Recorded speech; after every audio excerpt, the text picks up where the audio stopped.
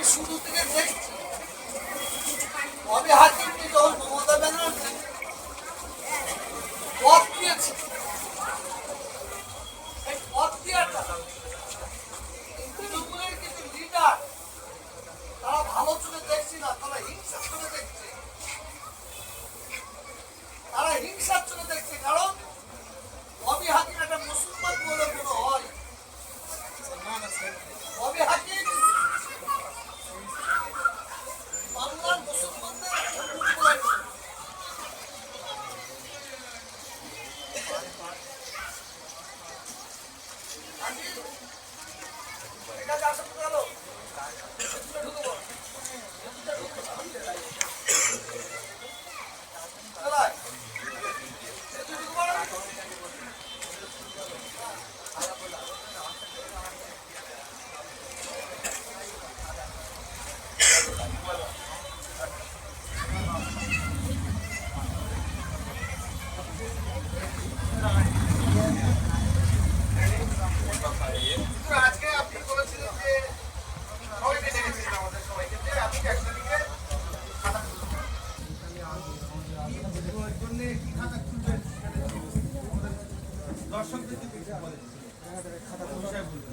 আপনারা অবগত আছেন, আপনাদের জানা আছে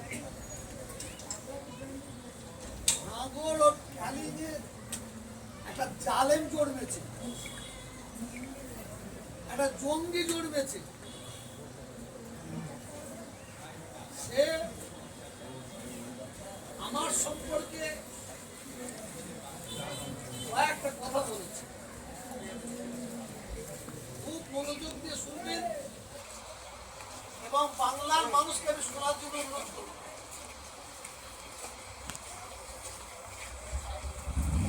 ওই ব্যক্তির নাম নিতে আমার ঘৃণা হয়,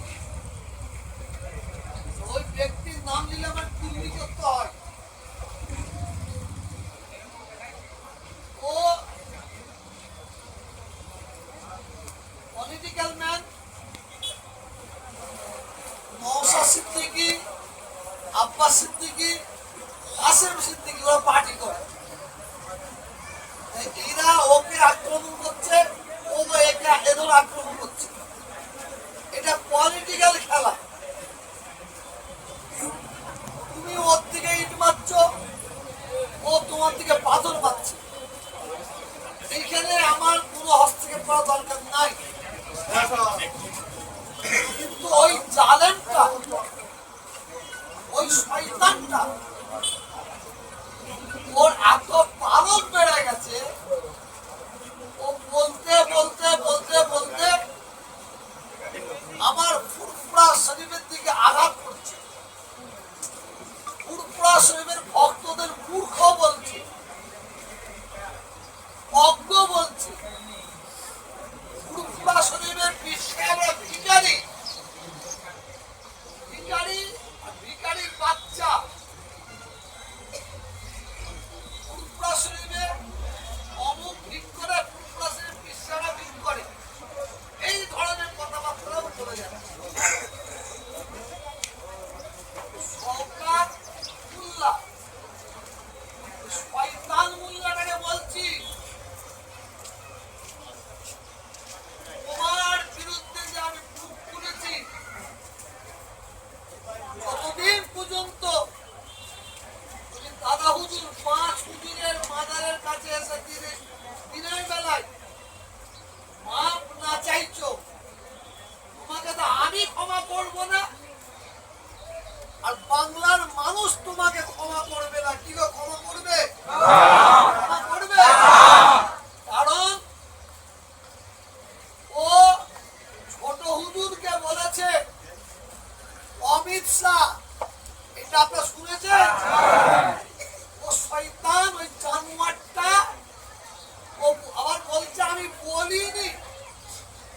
ছোট হুজুর যদি অমিত শাহ হয়, ওই জানোয়ারটাকে জিজ্ঞেস করেন।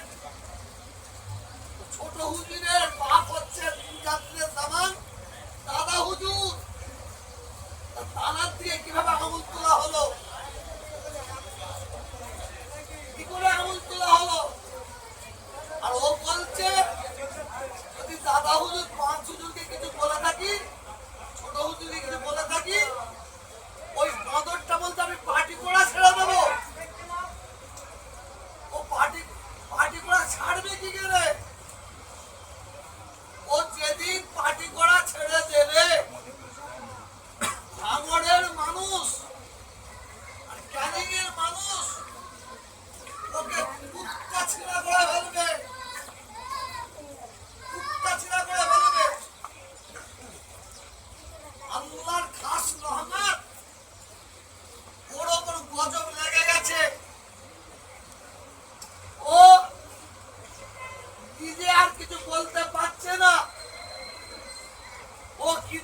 মানুষকে দিয়ে পুরোপুরা শরীরে আঘাত করছে।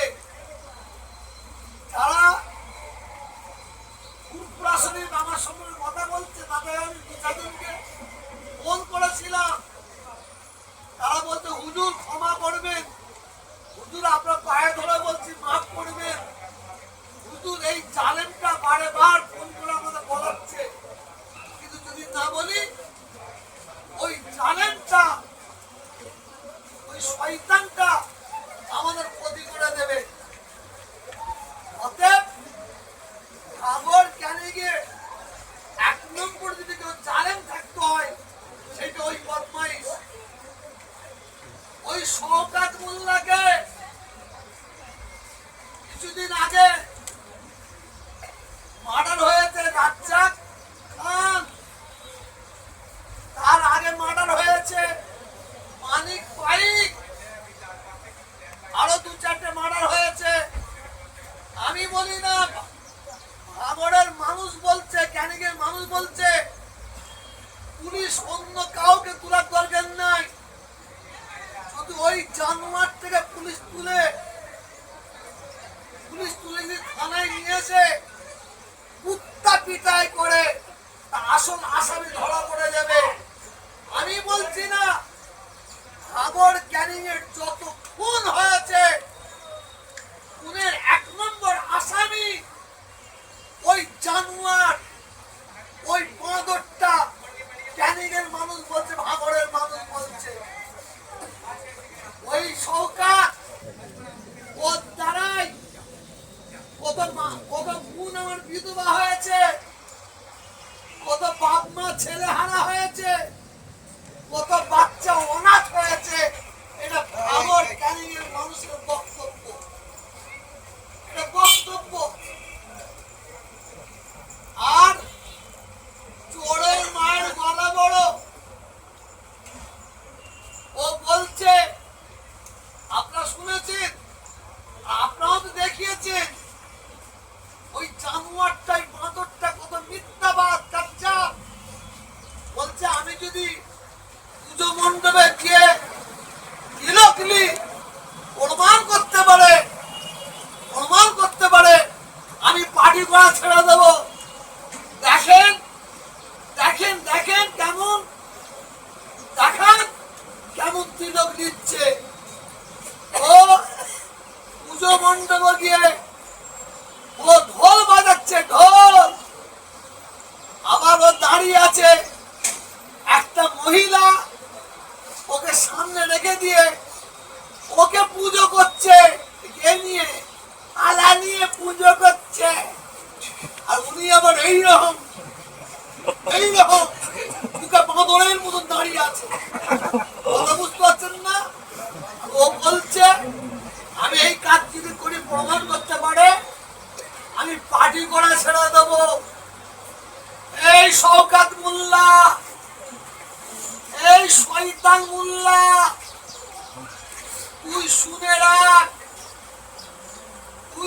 রাখ, তুই এতদিন ইটে ঘাত দিচ্ছিলিস, পাহাড়ে ঘা দিচ্ছিস, পাহাড়ে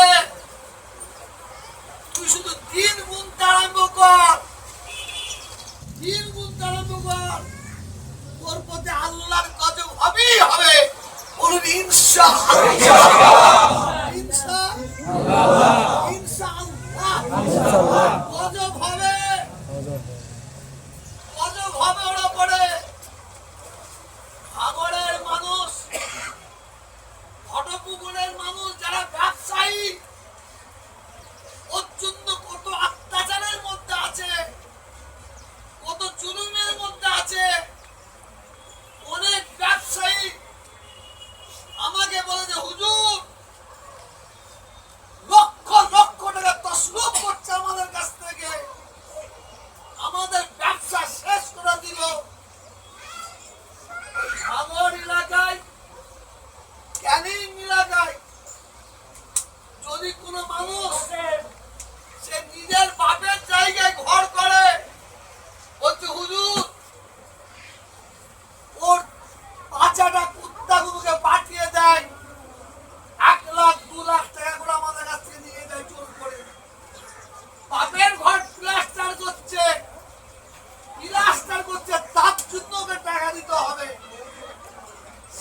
স্টেশনের পাশে এই 3 দিনের আগে শুনলাম ওখানে একটা বড় কারখানা হচ্ছে, এটার নাম ভুলে গেছি, লক্ষ লক্ষ টাকা তসরুপ করছে।